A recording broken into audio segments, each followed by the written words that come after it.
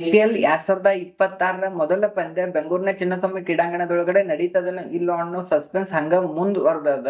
IPL 2026ರ schedule ಅನ್ನ March 11, 2026ರಂದು BCCI ಬಿಡುಗಡೆ ಮಾಡಿದ. ಇದರ ಪ್ರಕಾರ ಡಿಫೆಂಡಿಂಗ್ ಚಾಂಪಿಯನ್ RCB ವರ್ಸಸ್ ಸನ್ ರೈಸರ್ಸ್ ಹೈದರಾಬಾದ್ ಮೊದಲ ಪಂದ್ಯವನ್ನ ಬೆಂಗಳೂರಿನ ಚಿನ್ನಸ್ವಾಮಿ ಕ್ರೀಡಾಂಗಣದೊಳಗಡೆ ಆಡ್ತದ ಅಂತ BCCI ಸ್ಪಷ್ಟಪಡಿಸಿದ್ರು ಕೂಡ ಅದರ ಜೊತೆ ಈ ಎಲ್ಲಾ ಮ್ಯಾಚ್ಗಳು ಕರ್ನಾಟಕ ಸರ್ಕಾರದ ಕ್ಲಿಯರೆನ್ಸ್ ಕಮಿಟಿ ಮೇಲೆ ಡಿಪೆಂಡ್ ಆಗ್ಯದ ಅಂತ ಹೇಳಿದ. ಕಳೆದ ವರ್ಷ ಜೂನ್ 4ರಂದು RCB ಚಾಂಪಿಯನ್ಶಿಪ್ ಸೆಲೆಬ್ರೇಷನ್ ಸಂದರ್ಭದಲ್ಲಿ ಬೆಂಗಳೂರಿನ ಚಿನ್ನಸ್ವಾಮಿ ಕ್ರೀಡಾಂಗಣದ ಸುತ್ತಮುತ್ತ ಸ್ಟ್ಯಾಂಪೇಡ್ ಆಗ್ತದ. ಇದರಿಂದಾಗಿ 11 ಜನ ಸಾವಿಗೊಳಗಾಗ್ತಾರ. ಇದರಿಂದಾಗಿ ಕರ್ನಾಟಕ ಸರ್ಕಾರ ಒಂದು ಎಕ್ಸ್ಪರ್ಟ್ ಸಮಿತಿಯನ್ನ ರಚನೆ ಮಾಡ್ಲಿಕ್ಕೆ ಹೇಳ್ತದ. ಈ ಸಮಿತಿಯ ಶಿಫಾರಸಿನ ಮೇರೆಗೆ 17 ಸುರಕ್ಷತಾ ಕ್ರಮಗಳನ್ನ ಕೈಗೊಳ್ಳಲಾಗ್ಯದ.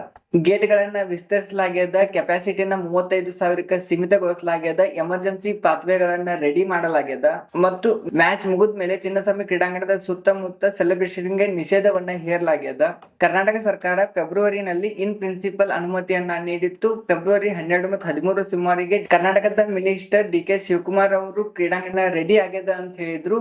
Karnataka state cricket association secretary ಕೂಡ ಕ್ರೀಡಾಂಗಣ ಆಲ್ರೆಡಿ ಸಿದ್ಧವಾಗ್ಯದ, ಇನ್ನೇನು ಫೈನಲ್ ಕ್ಲಾರಿಫಿಕೇಶನ್ ಗ ವೇಟ್ ಮಾಡಕತ್ತೇವೆ ಅನ್ನೋ ಒಂದು ಆಶಾಭಾವನೆಯನ್ನ ವ್ಯಕ್ತಪಡಿಸ್ಲಿಕ್ಕತ್ತಾರ. ಆದ್ರೆ BCCI ಪ್ರಕಟಣೆ ಪ್ರಕಾರ ಮಾರ್ಚ್ 13ರಂದು ಬೆಂಗಳೂರಿನ ಚಿನ್ನಸ್ವಾಮಿ ಕ್ರೀಡಾಂಗಣದಲ್ಲಿ ಇನ್ಸ್ಪೆಕ್ಷನ್ ಆಗ್ತದ, ಮಾಕ್ ಡ್ರಿಲ್ ಆಗ್ತದ.